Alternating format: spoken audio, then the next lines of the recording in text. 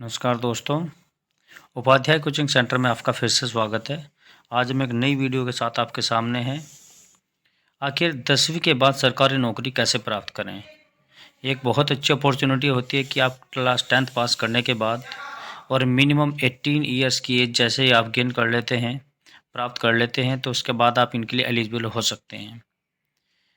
बहुत से विद्यार्थी जैसे कैसे करके पढ़ाई करते हैं, मध्यम वर्गीय लोग हैं, माँ बाप भी जैसे कैसे पढ़ाई कराते हैं और माँ बाप चाहते हैं कि बच्चा किसी तरह 10वीं और 12वीं के बाद स्टैंड अप हो जाए किसी सरकारी या प्राइवेट जॉब में। लेकिन गवर्नमेंट जॉब पाने का हर कोई इच्छुक होता है। माँ बाप का सपना भी यही होता है कि बच्चे किस तरह गवर्नमेंट जॉब प्राप्त करें। तो कम से कम एज में और कम से कम एजुकेशन लेकर के आप मिनिमम 10th क्लास लेकर के आप सरकारी नौकरी कैसे प्राप्त कर सकते हैं, आज हम आपके लिए कुछ ऐसे पॉइंट लेकर के आए हैं और आई होप कि आप इन्हें सीख करके ज़रूर इनको आप तैयार करेंगे और सरकारी जॉब प्राप्त करने में यह टॉपिक आपकी सहायता करेंगे। अगर दोस्तों हमारी वीडियो अच्छी लगे तो सब्सक्राइब ज़रूर करें, लाइक और शेयर करते रहें ताकि दूसरे सभी आपके साथियों को भी इसका लाभ प्राप्त हो सके। तो इनको शेयर करते रहें और सब्सक्राइब और लाइक करने के लिए भी कहें।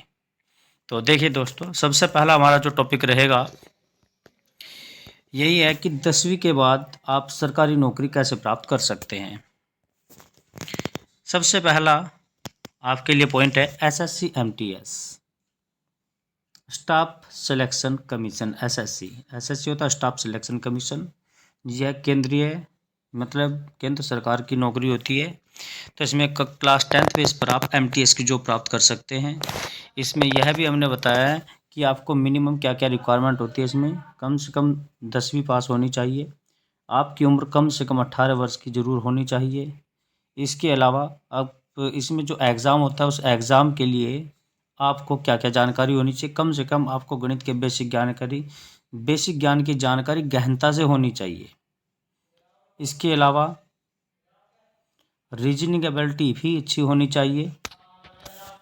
सामान्य ज्ञान, आपका सामान्य ज्ञान अच्छा होना चाहिए। करंट अफेयर की भी आपको जानकारी हो। करंट अफेयर मीन्स आजकल रोज़ाना में दिन दुनिया में क्या हो रहा है, ये सभी जानकारी जैसे न्यूज़पेपर और टीवी की न्यूज़ देख करके आप ले सकते हैं। तो ये थी आपकी SSC MTS की जानकारी। इसके बाद आपका नंबर 2 पॉइंट आ जाता है SSC constable GD। 10th class base पर आप SSC कांस्टेबल GD में भी भर्ती हो सकते हैं और इसके लिए मिनिमम आपके पास रिक्वायरमेंट होनी चाहिए। देखिए इसमें भी आपकी रिक्वायरमेंट्स क्या हैं। मिनिमम 10th तो पास होनी बहुत ज़रूरी है। कम से कम आपकी एज 18 वर्ष होनी चाहिए। यहाँ पर भी आपको गणित के बेसिक ज्ञान की जानकारी गहनता से होनी चाहिए। आप शारीरिक रूप से फिट होने चाहिए क्योंकि इसमें फिजिकल टेस्ट भी होता है और साथ में इसमें दौड़ भी होती है। तो आपकी दौड़ भी बहुत अच्छी होनी चाहिए। रीजनिंग एबिलिटी भी अच्छी होनी चाहिए। सामान्य ज्ञान अच्छा होना चाहिए और साथ में वही करंट अफेयर की भी जानकारी इसमें आपको बहुत अच्छी प्रकार से होनी चाहिए। तो ये जानकारी थी आपकी SSC कांस्टेबल।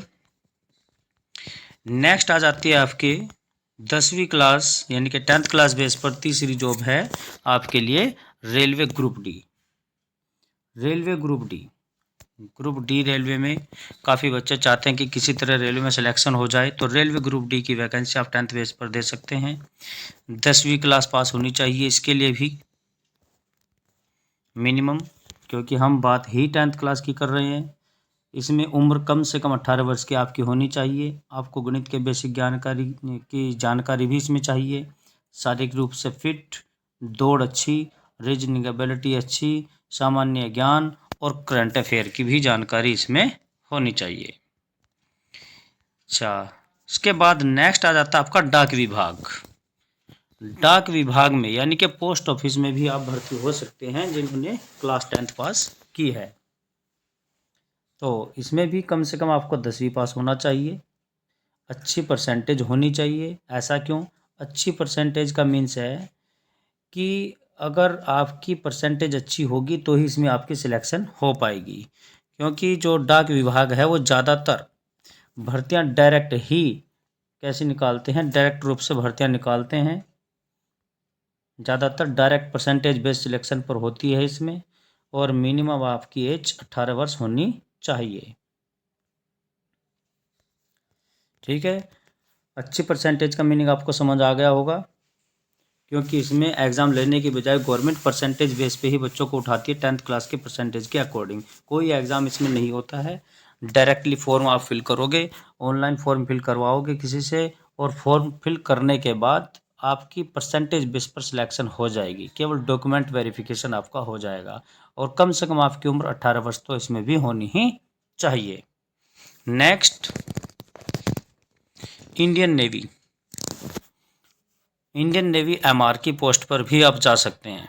इंडियन नेवी में भी बहुत से बच्चों का सपना होता है कि हम किसी तरह नेवी में सेलेक्ट हो जाएं, तो नेवी में सेलेक्ट होने के लिए भी आपके बड़ी अच्छी अपॉर्चुनिटी है। बहुत ही अच्छा अवसर है। इसमें भी आपको कम से कम 10वीं पास होना आवश्यक है। उम्र की सीमा आपकी मिनिमम 18 वर्ष होनी चाहिए। गणित का बेसिक ज्ञान की जानकारी भी इसमें गहनता से आपको होनी चाहिए, और आपको शारीरिक रूप से फिट होना चाहिए। दौड़ आपकी अच्छी होनी चाहिए, सामान्य ज्ञान अच्छा होना चाहिए, और करंट अफेयर की भी आपको बहुत अच्छे से जानकारी होनी चाहिए। इन सभी टॉपिक्स पर आपकी अच्छी पकड़ होगी तो ही आप एग्ज़ाम क्लियर कर पाओगे और फिजिकल क्लियर कर पाओगे। एक और इसी सीरीज़ में हम नेक्स्ट वैकेंसी लेकर के आए हैं 10th क्लास बेस पर, CISF या फिर ITBP कांस्टेबल के लिए।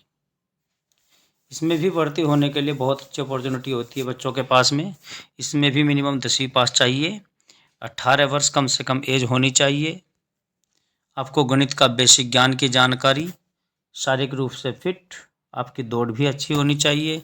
इसके अलावा रीजनिंग एबिलिटी भी अच्छी, सामान्य ज्ञान अच्छा होना चाहिए, और करंट अफेयर की भी अच्छी जानकारी हो। इसके अलावा आपको इंग्लिश की बेसिक जानकारी और हिंदी व्याकरण का ज्ञान होना भी आवश्यक है। इससे रिलेटेड भी क्वेश्चंस आपसे पूछे जाते हैं। SSC कांस्टेबल और SSC MTS में भी ये सभी होने आवश्यक हैं। तो आप इन सभी टॉपिक्स को तैयार करके, इन सभी जितनी भी 10th बेस पर हमने आपको जॉब्स दिखाई हैं, इन सभी जॉब्स को आप प्राप्त कर सकते हैं और एग्ज़ाम क्लियर कर सकते हैं।